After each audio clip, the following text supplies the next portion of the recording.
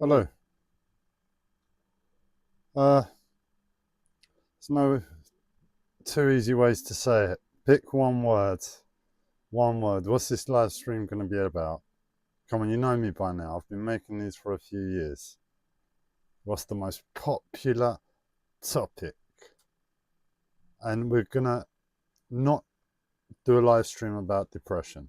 Don't worry. But where I am is that we're going to do a live stream. And where I am is that you know me. I deal with depression. I suffer with depression. I appreciate depression. And at other times, it's not so pleasant. And one of these times it's not so pleasant is now. And I wish to make a live stream. I wish to give as much love as possible to as many souls with each live stream. So that is the nature of the live stream. But where I am is buried under, it's not so pleasant at the moment. So the finality is, I aim to leave this live stream starting from here, you journeying with me from that level, hearing it in my voice, seeing it in my expression, and then it being slowly transmuted into a gift of love, basically. And well, I gave it a little bit of thought. What do I make this live stream about? If it's not going to be about depression, what do I make it about? And it's about what fires me. What is it that gets my goat? What is it that is on my mind at the moment in the world? And there's one thing, and I've got a perspective on it, and that's the perspective born from it's not so pleasant. And I just want to see if we run through this, what happens once I break through it's not so pleasant anymore and we venture into finally it's a gift of love for all. If that tone changes my perception, if that makes sense. So in other words, I'm in depression. I don't have a problem with depression. It gives good things and it gives bad things. At the moment, it's giving it's not so pleasant things. And I just get on with it. It's no different to me, but I want control over it. At the time I want to say goodbye depression, I want to be able to do that, and that's the purpose of this live stream. I'm alone. I've been alone for 15 odd years. I speak to nobody. I have some friends, I have some family, and most of it's text messaging. Once every few days, once a week, once every 2 weeks. I don't see a lot of people other than the people I bump into when I go to the shops. So in other words, this is therapy for me. But only as much as speaking to anybody about something that matters to you is therapy to you and us all in the first place. I don't know if that makes sense. This is as much therapy to me as it is for most people speaking to the first person they see in the day, they meet in the day, that they know they're going to have interaction with in a day.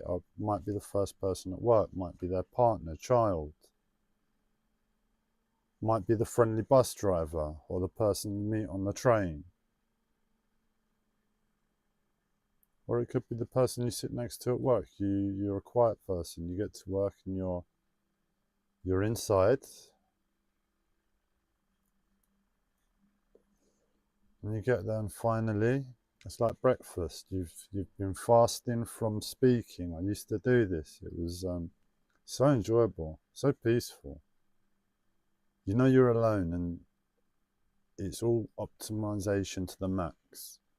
So you're not thinking about optimization to the max. You're just thinking about being inside yourself. And if someone calls you, yeah, back to you. If you've got to deal with someone in the shop, you speak, I need X, Y, and Z, please, and thank you. And that's it, bare minimum. You're courteous, we're courteous, polite. But we stay inside, we set bare minimum modes, and anything that we have to express or is called from us in bare minimum mode is allowed, basically. And we're not breaking the fast of speaking. The first proper speaking is when we awaken, we're alive and to the other person. We know this person, we sit next to them every day. It's John. John from accounts. We see John from accounts every single day, and we just know John from accounts, and he knows us. So we can't be depressed in front of John from accounts unless we're truly depressed. And I'm not truly depressed right now. It's just depression. Depression. So I'm not truly depressed, but it's depression. Right, let's leave it there. We've had our little how to do a fast from speaking in the morning and allow yourself space to interact with people if you're heading out and about into town. Just pure minimum mode. You're not thinking about music, you're not thinking about your phone, or you're not thinking, you're just allowing thoughts to pass through your head. Maybe it goes on for a few minutes, this thought, and other thoughts go on for a few seconds, but you're not holding to them. I miss that so much. If you want a supplement that really helps with what it is breathing. You're basically breathing yourself, and you're saying to yourself, I'm slowly waking up now. I'm in bare minimum mode. If any energy is called from me, fine. And if more than I'm happy with is called from me, then I'll deal with it. I'll wake up and I'll lose this. But as long as I can, I'm going to rest in this fasting of not speaking until I get to work. Those few hours when I wake up of just silence when you're at home alone. And when you enter into the busy world, you carry that silence within you, within us. And we get to work, and it's time to break the fast, and we enjoy it.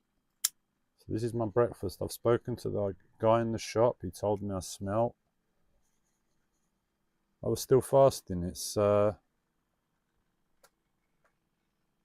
10:58 at night.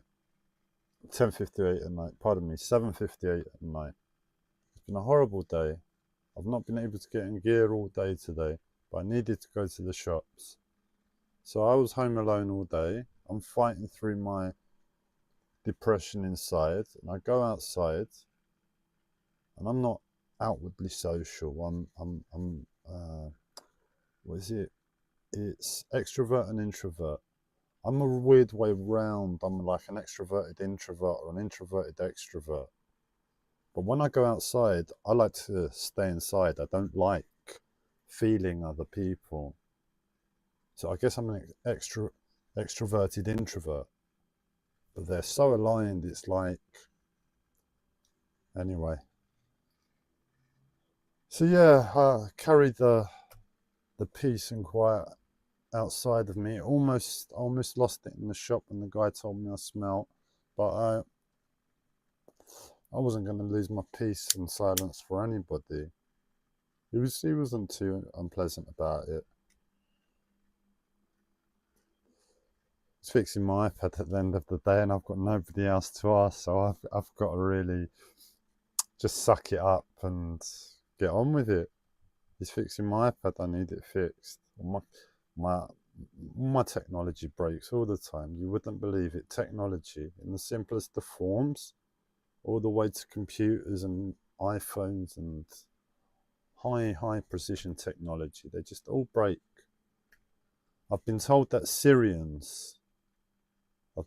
recently that Syrians. So if all your technology breaks and you suspect it might be an external source, it's probably the Syrian I don't want to call them Syrian aliens. They're the Syrian tribe. How do you want to be called? They said they follow the insect kingdom. They follow the insect kingdom. That's what so if you imagine we've got an alien planet, it's Sirius. Sirius. The Syrians come from Sirius. And in Sirius, they've got 2 stars or something at Sirius A and Sirius B. That's all I know, really. And that's a planet far off in the universe somewhere. And they listen to planet Earth from Sirius. Now, planet Earth, how are you going to listen to planet Earth? Are we going to listen to all the tiny insects, all the tiny people individually, all the way from across the planet? No. We're going to listen to like mass collectives of energy and consciousness. Now, unfortunately, humanity are pretty stupid. Nobody goes to humanity naturally. We've gone off on some weird tangent, and it's hard to find that when you're across the universe. It's like you're looking for something that resonates with you first. Oh, I know that sound. Oh, and there's other sounds around that sound, and then you see a planet. But first, you're looking for something that resonates with you. And Sirius, the Syrians, connect to planet Earth, ironically, not through an individual insect, but through the collective insect kingdom. It's a massive, massive collective energy. As is the bird kingdom, the ocean kingdom, the mammal kingdom. Marsupials to a lesser extent, there's not so many. Maybe 1 or 2 more. Lizard kingdom. Reptile kingdom. So yeah. They tend to come in on the energy of insects. That's how they communicate, and for whatever reason, that energy pathway of communication, that's Syrian. If you're having a good conversation, breaks your electronics. Pleiadians are slightly different. They take their time. You have to just be like, I'm not going to get my answer right here, right now. I've got to be committed to this, basically. And in 6 months, 2 years, 10 years, we'll see about it. That's how chilled out the Pleiadians are.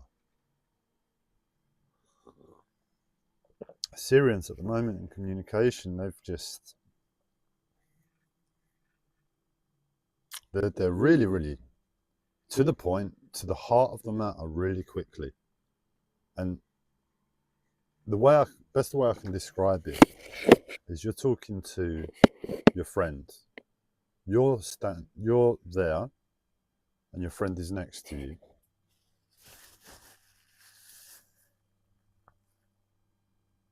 And you're a separate person from your friend. When we speak,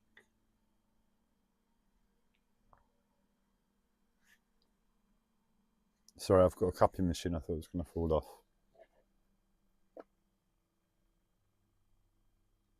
When we speak, we're speaking from ourselves, something from us. And then they listen, and then they respond. And it's a conversation between 2 people.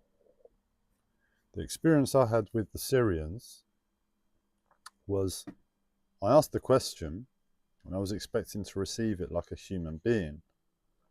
But it's as if my whole life became the answer to that question. And it was like I was within my life and they were beyond my life speaking to me. In other words, they communicate through many different levels. They're ever present, an ever-present energy. And if you're open to it with your life and you allow it in, be careful with this sort of stuff. Allowing stuff in, just don't go out and do this willy-nilly. Maybe do a bit of research. What's the best way? I've put out some information already on on speaking to aliens and energy and stuff. I might try and do some more. If you're interested, put the energy out there. I hear it. And like that, I hear them. But like that, the experience of me talking to them was as if the conversation was happening at the edge of my life, affecting my life, and I was in my life, watching myself in my life, with the effects of the conversation rippling down to me in rapid, quick time, because they get to the heart of the matter really quickly. That was my experience.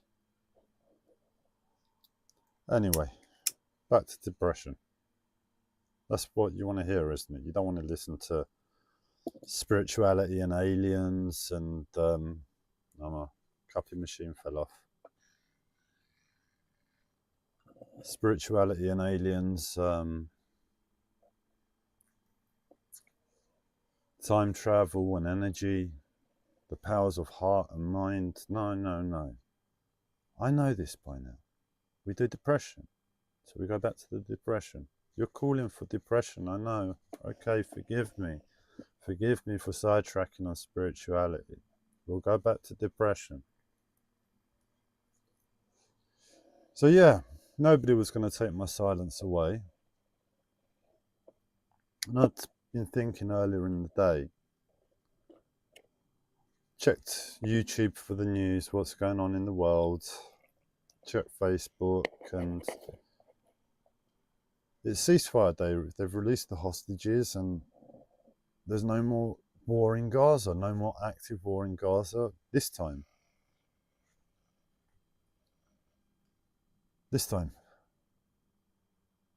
And it's just like the world's a bit over happy from my perspective, from the perspective of it's not so good this time with the depression. It's that the world is getting a bit too overjoyous. Trump has turned into the Messiah. He's turned into Jesus the reincarnation. He's not going to be happy, the real one, seeing this. But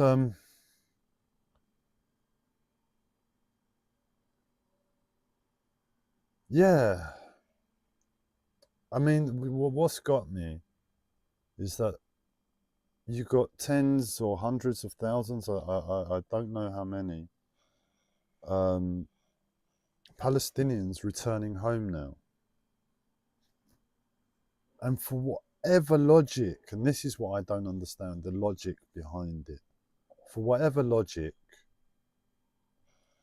Israel decided to test out their new weapons,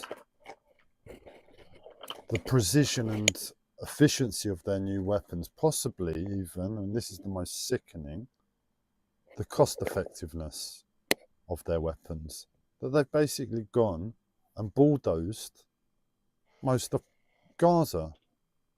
They've bulldozed most of Gaza so that when these people return home, there's no home. On top of everything they've gone through, there's no home. And they're on their way back now, and they've been through so much. And the world obviously doesn't care about them. The world's cheering and yeah, Trump's going to save us all. Next, he'll stop intergalactic war and the like. I'm going to have to find a solution, otherwise the live stream's going to end my battery. And let me just see one sec. I think we can swap it from this charger.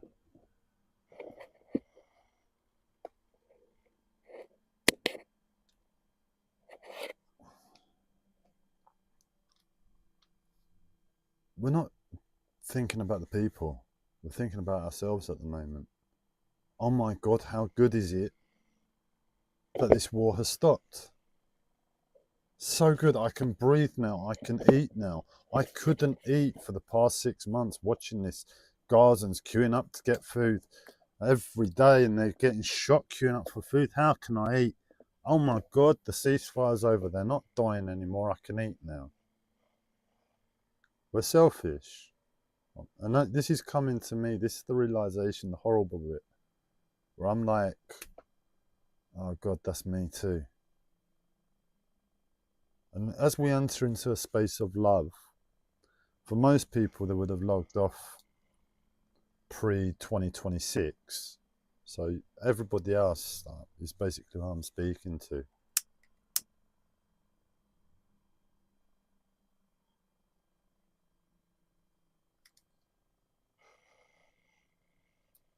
What I mean by that is, I know these live streams aren't going to hit traction till the future. So anyway, it's just, yeah, I can eat now. The war's over.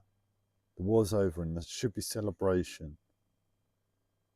But if we care about the people, that's what it should be about, isn't it? It's not about Gaza, half of Palestine, a country, a bit of land.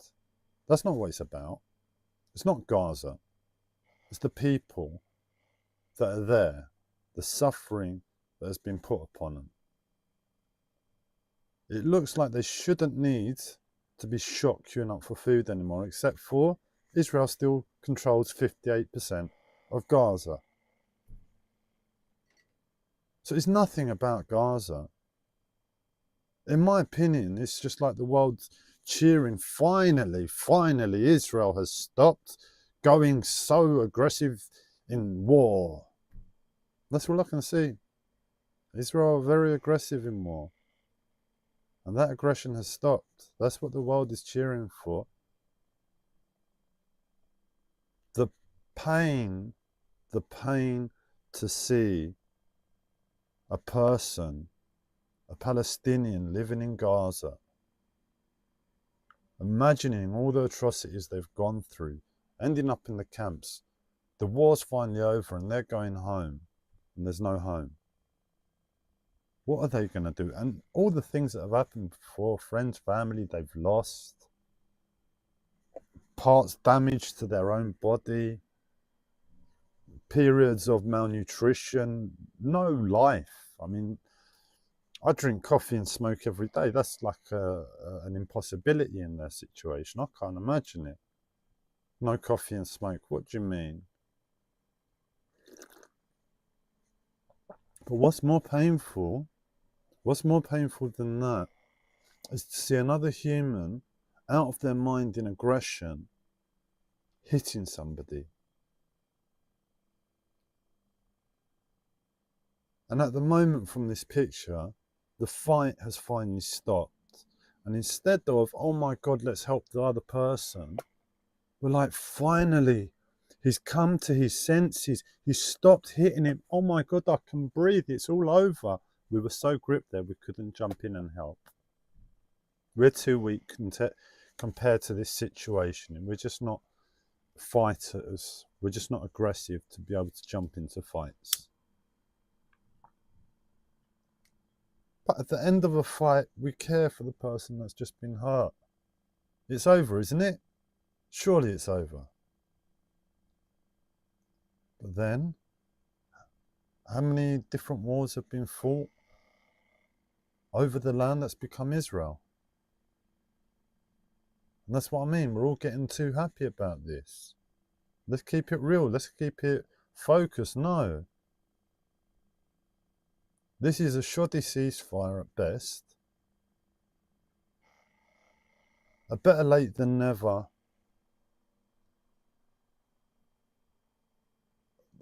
Attitude at its absolute maximum understanding and use to say that to Palestinians. Better late than never. It's stopped now. At least it stopped.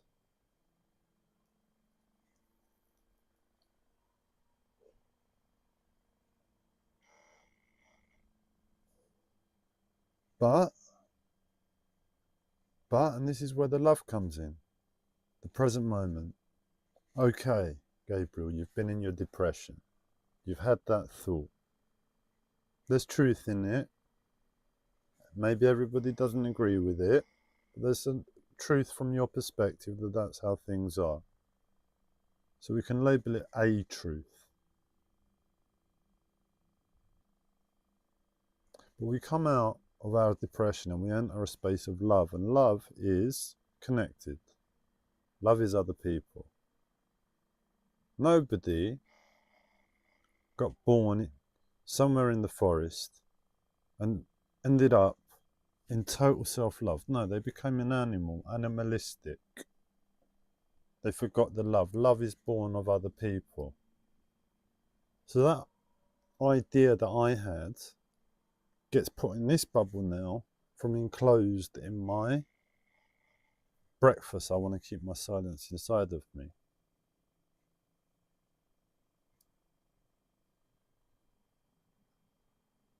If we just look at the situation, it's a bit ridiculous just before that point.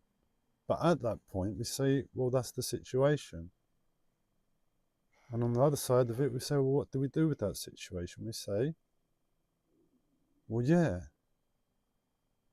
let's take the cloud and the energy that Trump is running on, make him better than the new Messiah, and stop all war, including interplanetary and universal war they're screaming at me with.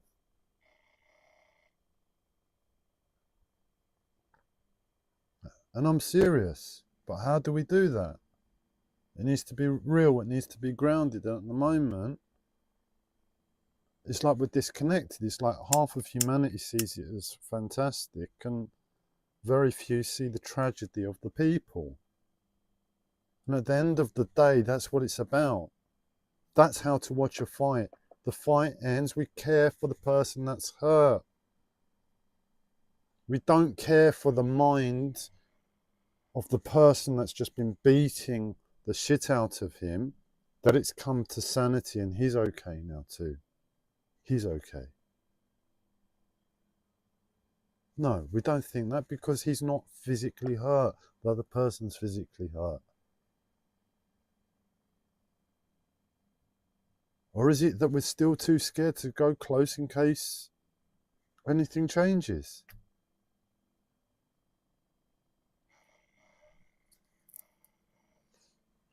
But there seems to be some sort of separation within humanity to perceive this correctly. And there's a lot of people, I believe, just really happy because they can eat again because the war is over. And that's a massive thing. And I know that, I know what that means. I hated this war. And on some level, it sent me to hospital. I didn't ever follow the news. I always steered as far away from the news as possible. But, you know, you can't help but listen out to the big things. And I found out about the war, and it's horrible what happened. I mean, the atrocity that happened to Israel in the first place is horrible. Absolutely horrible. But the horribleness is, given the entirety of the situation and understanding love and the pain love can cause a human, not having options, being enclosed, feeling like you're being oppressed, I can understand how the necessity for action, some action from, and it's disgusting to say, but you won't find a soul in the world that's brave enough to say this, from Hamas, that they were desperate. They were desperate. And they did something that was totally wrong in this world. But that's understandable if you understand a lot, and I only understand the bare minimum, but from what I've heard, it's atrocious what Palestinians have been through. Absolutely atrocious. The life they had before this war was atrocious. But because it had certain things, nobody kicked up a fuss, but it was atrocious. They go through all of that and their homes are ripped to bits.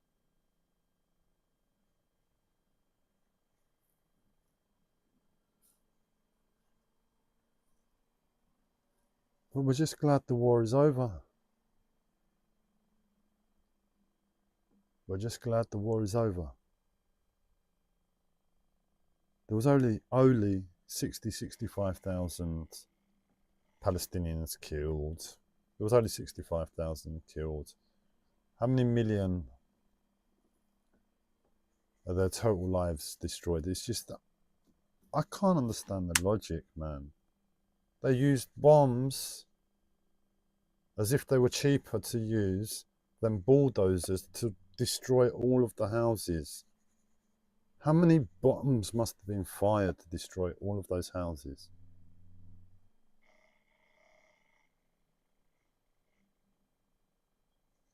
And they still own 58%, you know? So whatever it is exactly the same for Palestinians. Nothing's changed, but the war has got a stop on it. No more bombing from Israel in Gaza. No more bombs. The bomb stop. So they've managed to destroy, let's take a percentage, 40%? 40% of Gaza, let's say. They've managed to bulldoze 40% of Gaza. And that's stopping. Hamas, God, I don't know who they've been communicating with in the peace deals, because it sounds like Israel took out every top official of Hamas, one by one, clinically. So who they're communicating with, they've left one official or something where they're just saying, no, we need to be able to communicate with somebody in this situation. I'm not implying anything by that, but that's the thoughts that have been going on in my head down here. So, back up there, let's ride this somehow. Is that horrible and divided and sickly, but we're all one. With love, we're all one. I've complained about Israel. I've shown compassion to Hamas down here. Understanding to Hamas.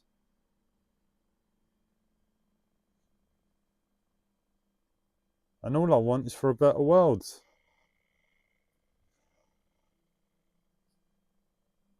And if I'm seeing from down here people cheering, I'm thinking on some level, have they lost their mind?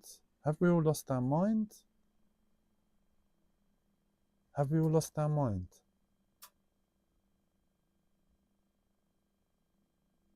It's exactly the same for Palestinians, but the bulldozing of the homes has stopped. That's all that's stopping. That's all that's stopping. And hopefully no more progression by Israel into Gaza.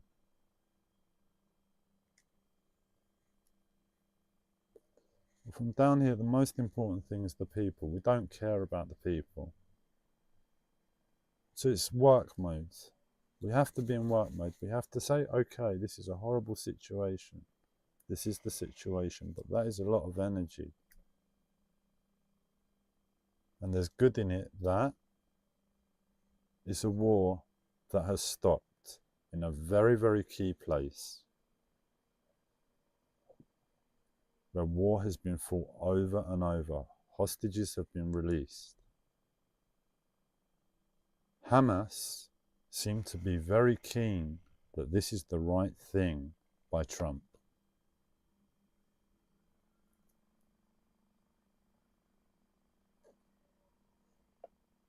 So if the enemy that's gone through all of that was praising Trump,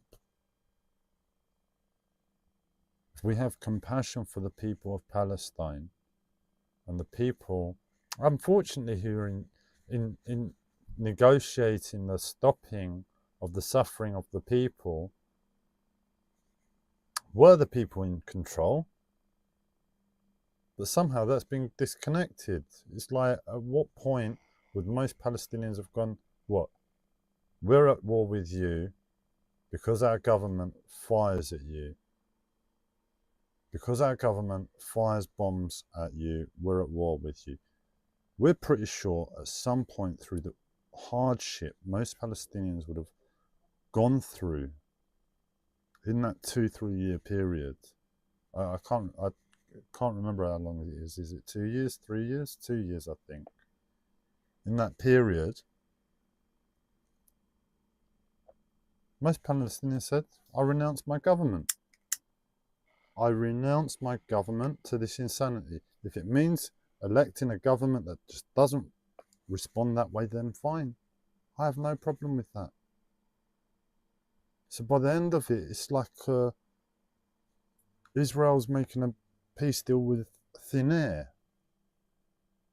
It's made a peace deal with thin air, but whoever is caring for the people at the end of the day. The Hamas officials care for the people. They have love and care for the people. That's why they're doing it, because you've hurt my people. That's why they did it. And you hurt my people. So in other words, Hamas are the only people really caring for Palestinians at the moment. So we can look at it a few ways just to set the picture straight when we don't really care in the first place. We're just thinking, oh my God, I can eat my dinner.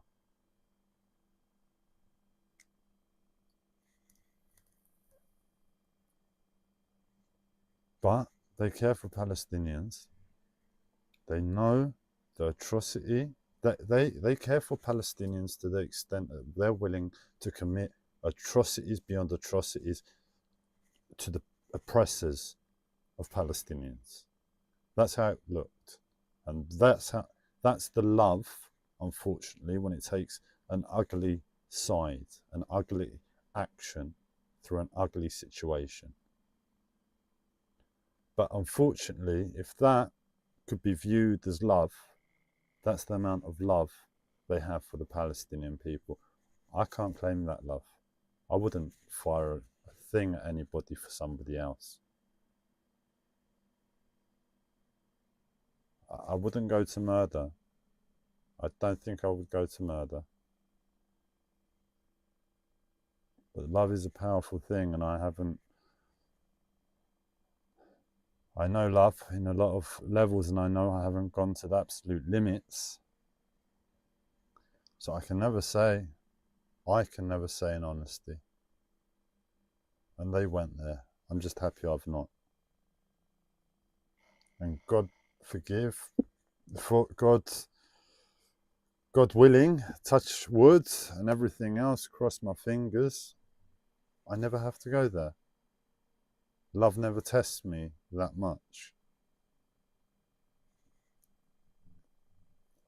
They have love for them, and they know everything the country has been through. They know Israel has 58% control. They know this, they know that, they know the other. They've released the hostages and they've agreed. And yet they are saying Trump has a really good plan. We trust in Trump. This is the little bit of information that I've heard. Maybe I'm totally wrong. Maybe it was for some other reason it was signed. But it sounds like Hamas are really behind Trump's plan.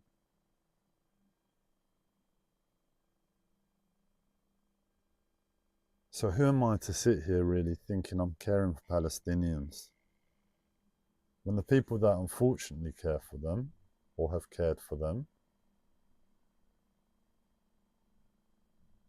so it's a good thing. So let's all get behind, oh my God, this is a great time. End of ceasefire, end of war. Trump's got a great plan. There's a great feeling amongst humanity. Address the situation in Palestine for the Palestinian people. For the people, not patch up work. But starting from the perspective of the person. So really, we've got a great opportunity with this energy. All we have to do is all get behind it.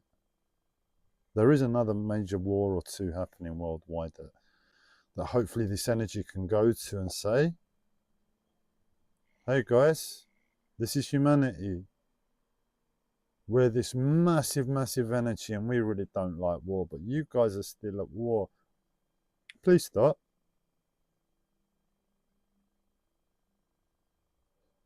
Um,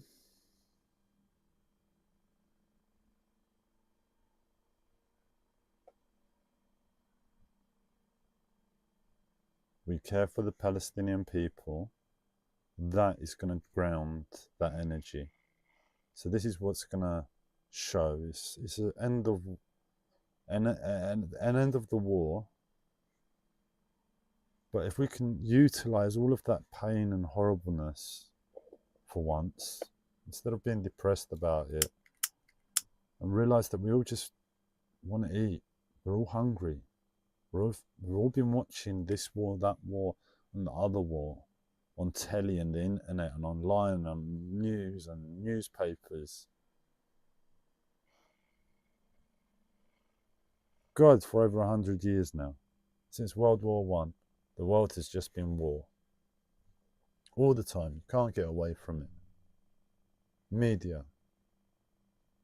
Early 1900s, newspaper was about before, we say. That's the roundabout ballpark. We're all understood that within the psyche of humanity as a conscious species, we're all either ill, and we have this thing called war, and/or in the individual's perception, war is okay. War is part of a human being, part of humanity, but we're still at war. If we still see that, we still understand war, and we understand no active war is the right way. War is understood, but not good. War is a sickness. Either way, it just has to stop. That's the consciousness within humanity. It just has to stop. This war just has to stop. This war just has to stop. It's not a good thing that we cannot sort our problems out without going to war, especially when the war is being fought over things that prioritize a human life after material and things that just do not matter compared to a human.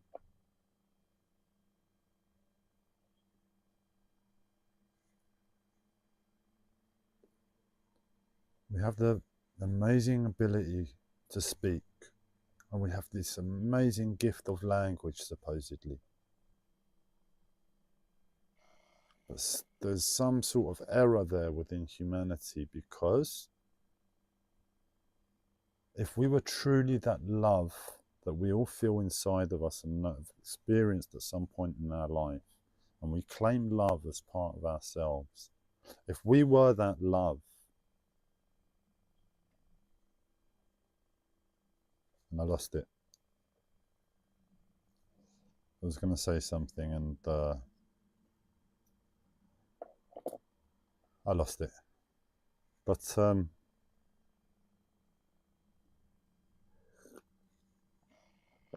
that's what's going to remain to be seen, how the people treated now. Is this energy that Trump is riding on inflated and going to pop at any second? Or no, it's real. It's got some grounding and we can all get behind it. Bit of a mismatch of a live stream, this one, when information started slipping from me. Just the rest of the live stream just got taken. We're going to end it now. But no, good news. End of war. In simplicity, it's good news. There's an end of war. We don't have to think about it any more than that. It's the end of war, but if we're not going to think about it any more than that, we need to sort of leave it there. We don't listen for any more news. This is how I used to operate. We don't listen to any more news. Good news, end of war. That's how I used to think. But if I listen to it, it's like You get into the politics of it. You get into the politics of the situation. I don't like politics. But I've got nothing else to do, so yeah, I'm getting into the politics of things, I suppose. And with the politics of things, it's time will tell. Can we take this opportunity of the returning Messiah, President Jesus,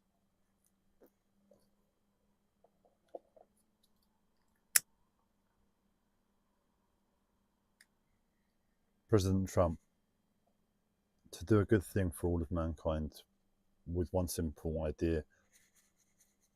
War isn't needed. What are we doing? What are we doing? Let's either get the sickness out of us, or let's get the perfection, the optimization, the precision, the understanding down to a point, the proficiency of what it means to be a human. The world is very proficient. Things are counted, cost, waste. And war is wasteful when we supposedly have this beautiful gift of language.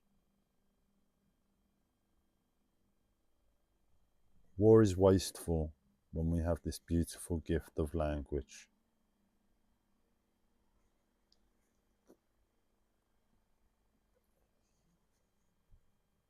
The beautiful gift of eyes and a heart, to stand there and look at another human being through your eyes with your heart open, to know what that means. To know what that means. We don't need to go to language. If we know what that means, that is the language, that is the words, that is the emotion, that is the energy, that is what's going to happen if we just know that. So we can either know that or really sort out our language.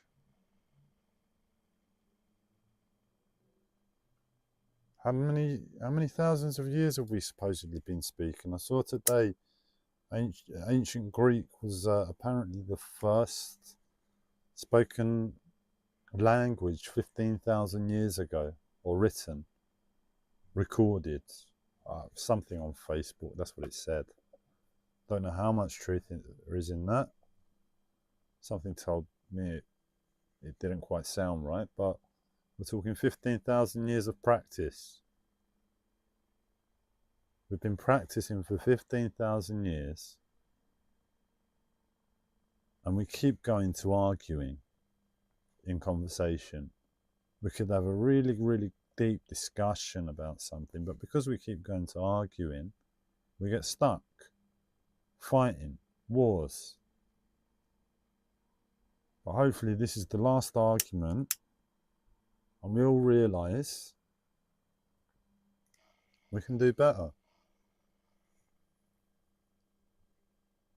Maybe we can all have a laugh together. Can you imagine the whole world having a laugh with each other over one big joke we've said about the Syrians? And the whole world pisses themselves in laughter. Oh, look at those. I mean, it's not silly.